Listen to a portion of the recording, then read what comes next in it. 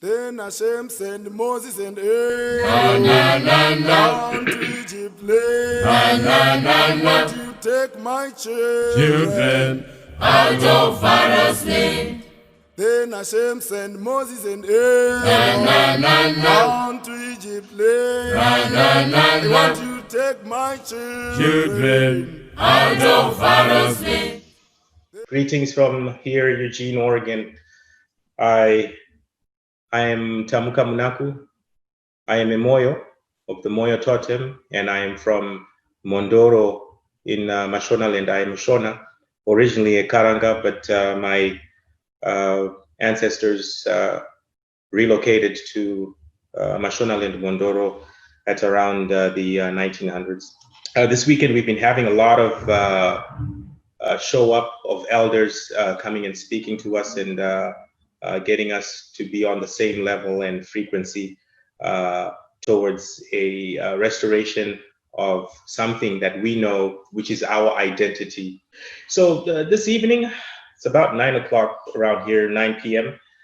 I would like to humbly welcome and appreciate the presence of a great man, so much great wisdom.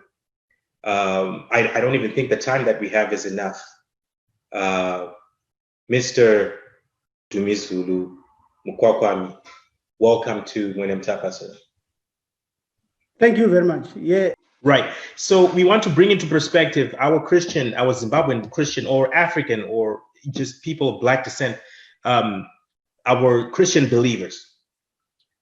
And you know, by no means we're not attacking you Christians. Yes. Yeah. And also we want to bring into perspective those who are strong believers of African spirituality. So what we have connecting us is the past, which is not, you know, it's kind of dim, not so clear, but we do have one or two things that can help us. We have the Bible, and I've heard so many times them saying that the Bible was rewritten and it was translated and it was written as per the requests of the Vatican, which is where Christianity started. So we're in a situation where we have texts and we have chapters in the Bible that were translated from Hebrew. So my question is to how credible would be that book when we study it, not in a Christian perspective, but even if you want to study it, you know, in a African spirituality perspective, because it is our history, as you're saying. How credible is the Bible, and how credible is the Apocrypha, which comprises of books that were banned from being part of the Bible? How can we use that as our GPS into the future?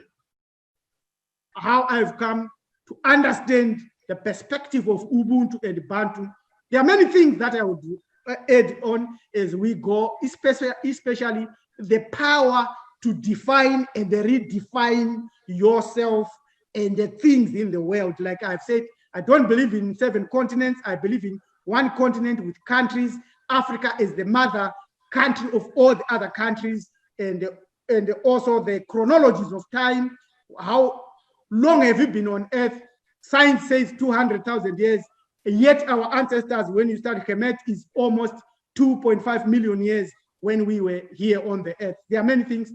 There are many angles I could answer that question, but they take a lot of explanations. But in simple, when you read the Bible, second chapter of Genesis, the continent that is described in Genesis chapter 2, verse 10 to 14, are the 4 rivers that you find in Africa. I want to bring in the power of definition now. When I say Africa, I am including the map of Africa that you see and the so-called Middle East up to China and India. That is Africa. Because in Esther, it tells you the satraps, and it says the satrap of India. So the whole continent, in fact, let me be clear, because unfortunately I need geography to answer your historical question. When we say Africa, we are including Europe. There is no division between Europe and Asia, it's one continent. And when we say continent, is you can be able to walk from one part to the other without crossing a large body of water. So I can walk from Country Park, Bulawayo, up to Tanzania, and go through what you call the Suez Canal, which is artificial. There was no canal there, it was part of land. And then I'm in Palestine, I can cross all the Euphrates and Tigris, and I can reach Babylon without any large body of water, and proceed down into India. I can go from Babylon and across to go to Europe. That's the map. So that is the geography that we have. And out of that geography, that's where we had one of our last civilizations, Kemet. And in Kemet, succeeded in a civilization that everyone talks about but cannot understand, which is the fifth one, which is Ethiopia, which you call Utopia. When you say Utopia, that's the last civilization that was succeeded by our ancestors as they moved to build Kemet, assisted by a lot of other powers. So when they built Kemet, they introduced writing in hieroglyphics and hieroglyphics and Meroitic scripts. And when they wrote hieroglyphics, they wrote a lot of stuff and discovered a lot of subjects. And one of the subjects they wrote about was how to conduct ourselves on the earth when we are alive. And the book they wrote is called the Book of Coming Forth by Day, so-called Egyptian Book of the Dead. And it is this book of ancient Hamid or Bant or Ubuntu or Maati that the prophet, the man called Moses, learned when he was growing in under Pharaoh's house. If you read Acts 7:22, it tells you that Moses was learned in Egypt. All the things that he wrote, he learned in Egypt. So when he wrote the Torah or the Bible, it is an aspect of this lost Torah, which we know as the 42 laws of Maati. And in it, Moses included prophecies, history, as well as the realities of his day, which constituted of rituals. And out of that story comes the prophecies about the black people or the Negroid people. If they do the laws of the Creator or the laws of Maati, they prosper. If they throw away these laws and adopt other laws, they face disaster. The blessings and cursings that you read in Leviticus 26, Deuteronomy 28, or exist in the Amana tablets, and Moses knew this and wrote that to the 12 tribes. And the 12 tribes are defined by the totems that are in Genesis chapter 49. And the 12 totems are a seventh of the total 84 totems that are found in ancient Kemet and all other parts of the world. So when you speak of the Hebrews, you are speaking of one tribe of 12 families. And it's not the whole picture. It's not everything. So the effects that these people do, and they have the curses and the blessings before all black people. So that's why in Isaiah 18, Isaiah 19, the prophecy says, to the shame of Egypt, the Ethiopians shall be taken into captivity into Babylon with buttocks showing up and chains across their necks. So the Hebrews, when you take the Bible and the Torah perspective, are a microcosm of the macrocosm of the whole melanin dominant people. So when you read and understand it using the eyeglasses of the Hermetic text, which is the Book of Coming Forth by Day, that's when we can understand them.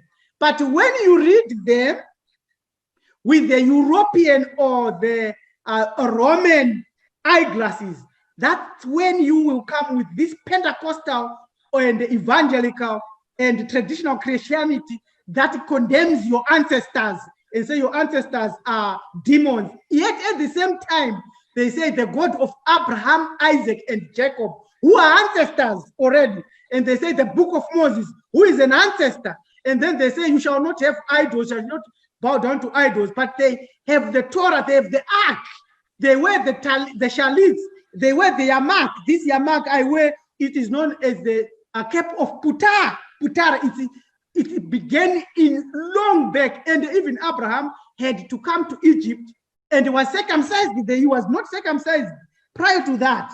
So this is our history. The Bible is part of our history. It has been besmirched by people that took it and gave us their own version so that they can rule the whole world using the Bushido style, using your own energy and adopting your names and changing your name. If you change a name of anything, you adopt it, it's now yours. So when instead of saying Munzizi and you say Moses, that is no longer Munzizi. You have taken his essence and they use. That's why names are very critical in our Bantu culture. We would rather let you use our totem instead of my personal name.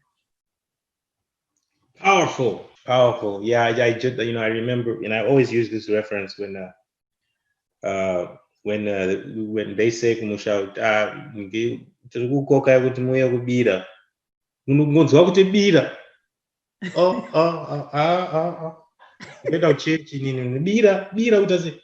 but manje yazoenda kuchurch kwacho on Sunday. Yeah. Father, come and sacrifice the blood in the body of Jesus Christ. Sacrifice and bira mean the same thing. Yeah, and this one is worse because if you consider John 6:55 and to 57, Jesus says, and when he takes the wine, he says, "This is my blood, indeed." And Paul says, when you eat the body or flesh and the blood of the Lord in vain, you get damnation. And you take that scenario and put it in African perspective. We don't eat human beings. When the ancient Hamite wrote the book of Coming Forth by Day and the many other books, the evidence of those books is there on stone, a pictograph. And they banned a lot of the libraries, killed a lot of us, defeated us in wars. And then they adopted that.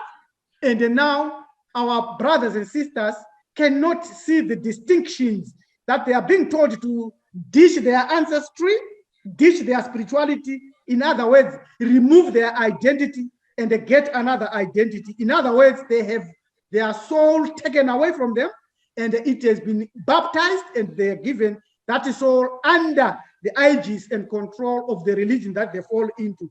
It's not really fair spiritually, but it's what it is in the world. We have the opportunity now to look at it from a perspective that is much more broad, that brings us together and gives us our identity, because our story, which is our greatness, is the one that gives us our greatness.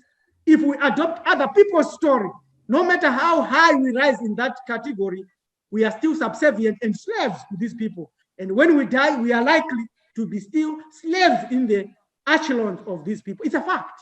Yes. Powerful. The funny thing is, we have 40 questions, but I already have a question that is outside of the 40 questions.